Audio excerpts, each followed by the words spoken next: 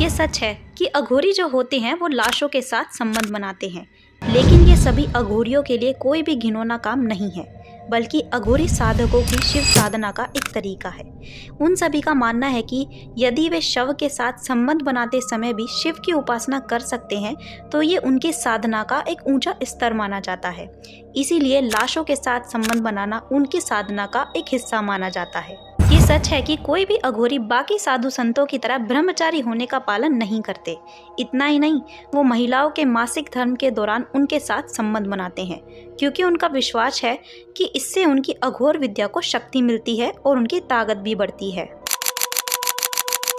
अघोरी सिर्फ ना ही काला जादू करते हैं, बल्कि इसमें पूरी तरह से निपुण भी होते हैं।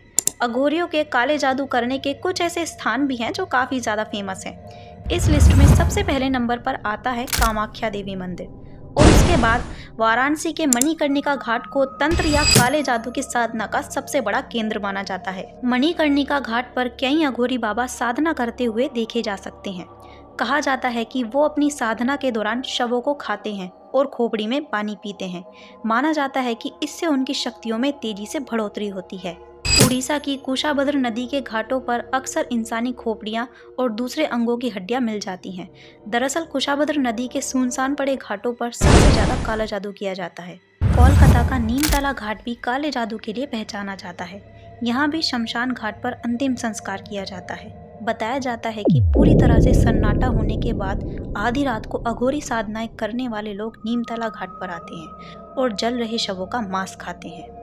इसके अलावा असम का मायोंग गांव सदियों से काले जादू के लिए पहचाना जाता है। कहा जाता है कि इस गांव में आने से मुगलों और अंग्रेजों को भी डर लगता था।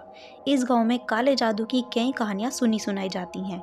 इस गांव के ज़्यादातर लोग काले जादू में माहिर माने जाते हैं। गांव के लोगों का मानना है कि उन्हें काले जादू की शक्ति वरदान में मिली है और सदियों से एक से दूसरे में चलती आ रही है। यहाँ पर भी अघोरी पाए जाते हैं और काले जादू में लीन रहते हैं।